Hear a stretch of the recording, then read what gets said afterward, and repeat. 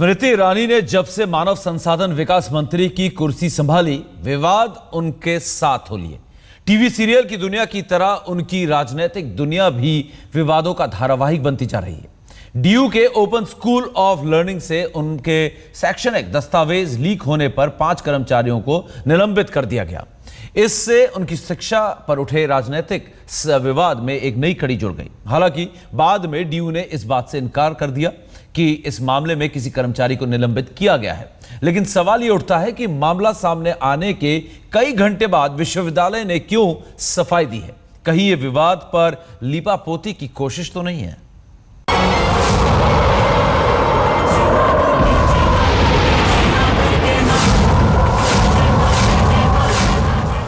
Smriti Irani TV की दुनिया से सियासत की दुनिया में आ गईं। बीजेपी के साथ अपना राजनीतिक सफर शुरू करने वाली स्मृति ईरानी चुनाव तो हार गईं, लेकिन संगठन के स्तर पर जीत गईं। जिसने टीवी की दुनिया में परिवार को संभाला, उसको देश के नौजवानों का भविष्य संवारने की जिम्मेदारी दे दी गई।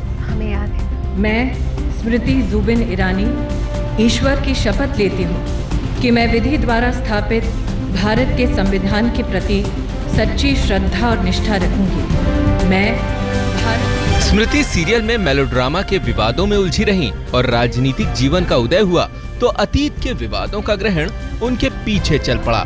स्मृति का राजनीतिक जीवन विवादों का धारावाहिक बन गया।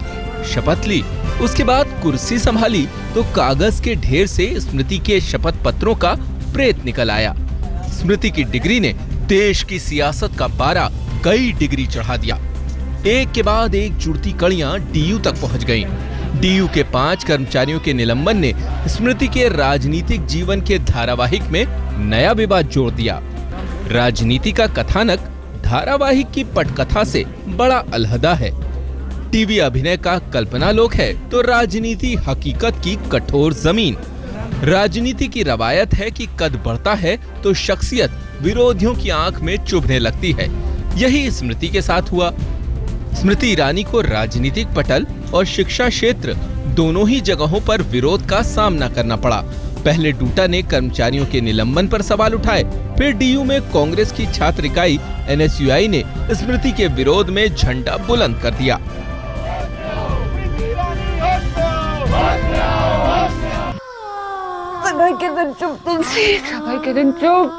टीवी के धारावाहिक खत्म हो जाते हैं, सियासी किस्से खत्म नहीं होते।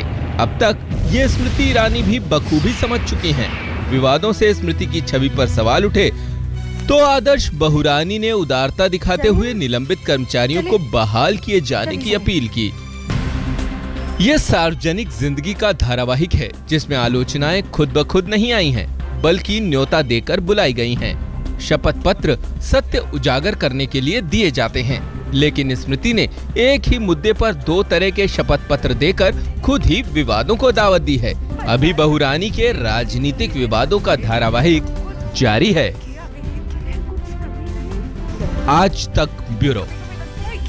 शायद क्योंकि स्मृति ईरानी का राजनीतिक जीवन भी टीवी धारावाहिक से कम नहीं है।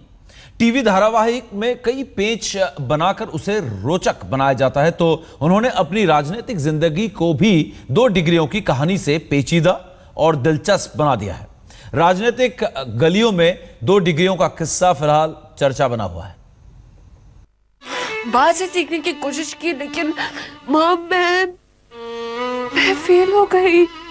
आपकी बहू नहीं कर सकी वो जो उसे करना चाहिए था। फेलियर नहीं तुलसी, जितनी दिलचस्प टीवी की कहानी है उससे कहीं ज्यादा पेचीदा जिंदगी की कहानी।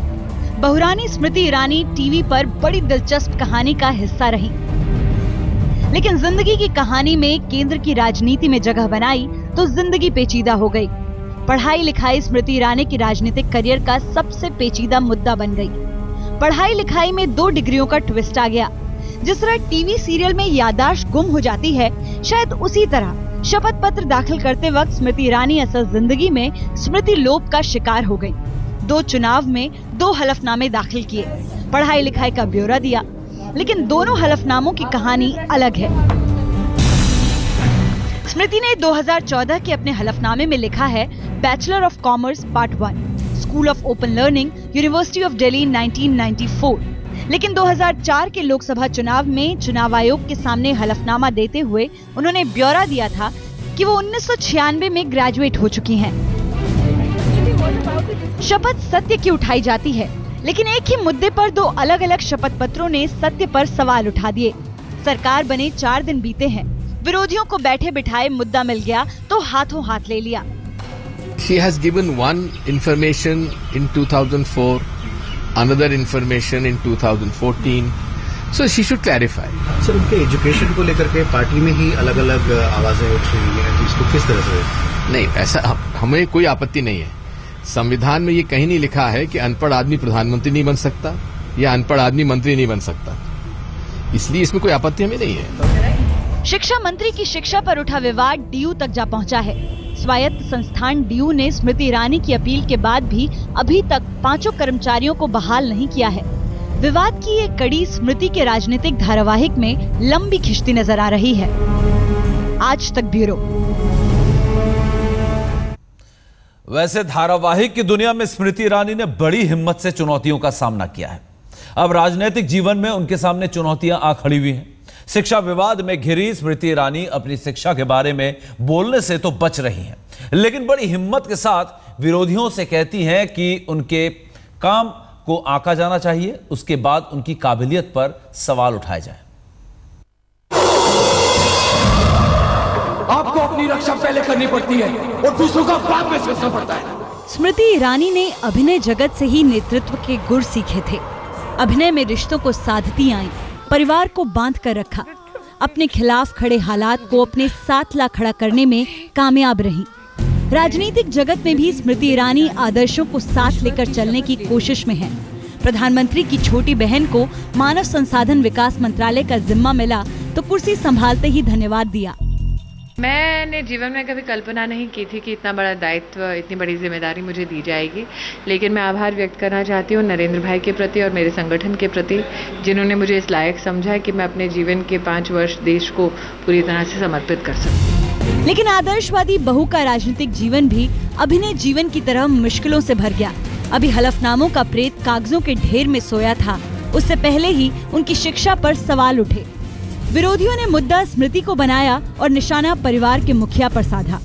परिवार के मुखिया पर हमला हुआ तो अभिनय जगत की तर्ज पर स्मृति ने राजनीतिक जगत में भी मोर्चा संभाल लिया।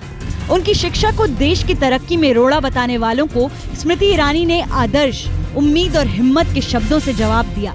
ये अभिनय जगत की छवि है, सो स्मृति ईरानी ने शिष्टाचार की भाषा में अपना जवाब दिया। लेकिन राजनीति की भाषा में सवालों के जवाब नहीं दिए जाते, सवाल के बदले उलट सवाल किए जाते हैं। सफाई पेश करने का यही एक जरिया है कि सवालों से उभरे कचरे को अगला सवाल दाग कर कारपेट के नीचे कर दिया जाए। यही किया बीजेपी परिवार की भगवाधारी फायर ब्रांड नेता ने। मुझे पूछना है कि सोनिया गांधी की शैक्षणिक योग्यता क्या है, क्योंकि उन्होंने यूपीए को हेड किया है, मनमोहन सिंह को डायरेक्शन दिए, पूरी यूपीए की सरकार उनके दरवाजे पर हाथ बांध के खड़ी थी। तो सोनिया गांधी जिन्होंने यूपीए की सरकार चलाई हो, उनके क्वालिफिकेशंस क्या हैं? स्मृति का बीजेपी परिवार अभी पहले उठे विवाद को नहीं सुलटा पाया कि एक और विवाद जुड़ गया। लोकसभा चुनावों में हलफनामे ने स्मृति के राजनीतिक धारावाहिक में नया तूफान ला खड़ा किया। इससे पहले कि साफ सफाई पेश होती, मामला डीयू तक जा पहुंचा। देश की शिक्षा मंत्री की शिक्षा पर बवाल बढ़ता गया।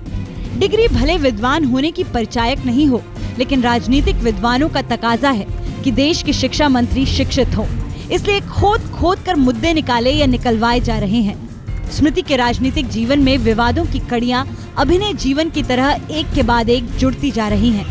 आज तक ब्यूरो। एक टीवी सीरियल ने स्मृति ईरानी को आदर्श बहू का दर्जा दिया।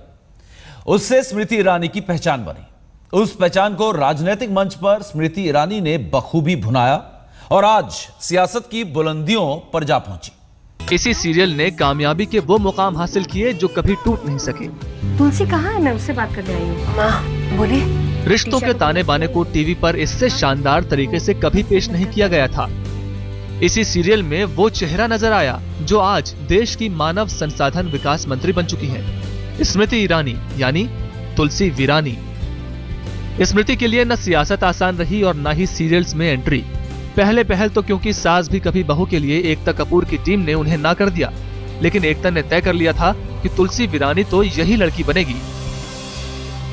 परिवार, संस्कार, परंपरा, इसी थीम के इर्द गिर्द क्योंकि सास भी कभी बहू थी को पेश किया गया। तुलसी वीरानी के रोल में स्मृति इतनी हिट रही कि उन्हें लोग एक आदर्श बहू के तौर पर देखने लगे।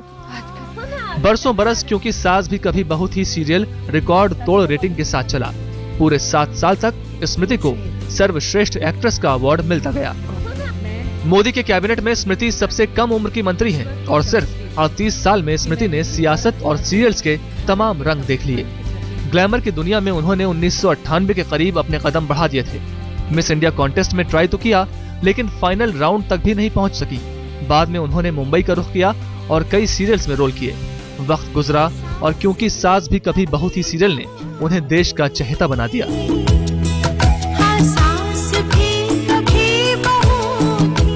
छोटे पर्दे पर बड़ी कामयाबी के बाद स्मृति ने कुछ टीवी शो प्रोड्यूस किए, थोड़ी सी जमीन, थोड़ा आसमां और विरुद्ध। सीरियल्स में अभिनय का सफर आगे बढ़ता रहा, लेकिन उन्हें तो कुछ और भी करना था। बीजेपी में स्मृति की एंट्री हुई। कुशल वक्ता, कुछ अलग करने की कोशिश और मेहनत ने उन्हें बड़े नेताओं में शुमार कर दिया। चुनाव हारी भी, राज्यसभा भी पहुंची, मंत्री बनी। अब उन्हें अपने सीरियल्स की ही तरह कामयाब होना होगा, क्योंकि स्मृति अब देश की मानव संसाधन विकास मंत्री हैं। आज तक ब्यूरो। स्मृति ईरानी आज राजनीतिक जगत का जाना माना नाम है। उससे पहले स्मृति ग्लैमर वर्ल्ड में भी अपनी पहचान बना चुकी हैं, लेकिन इस पहचान को हासिल करने का सफर बड़ा मुश्किल भरा रहा। स्मृति ने मैकडॉनल्ड्स में सेल्स गर्ल का काम भी किया।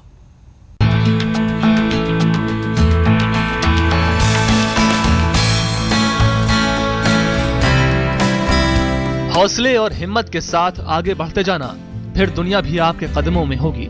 स्मृति ने यही सीखा है। ईश्वर की शपथ लेती हूँ कि मैं विधि द्वारा स्थापित भारत के संविधान। कंजर्वेटिव पंजाबी बंगाली परिवार की 3 बेटियों में से स्मृति एक है और स्मृति ने कई मिथकों को तोड़ते हुए ग्लैमर वर्ल्ड में किस्मत आजमाने का फैसला किया।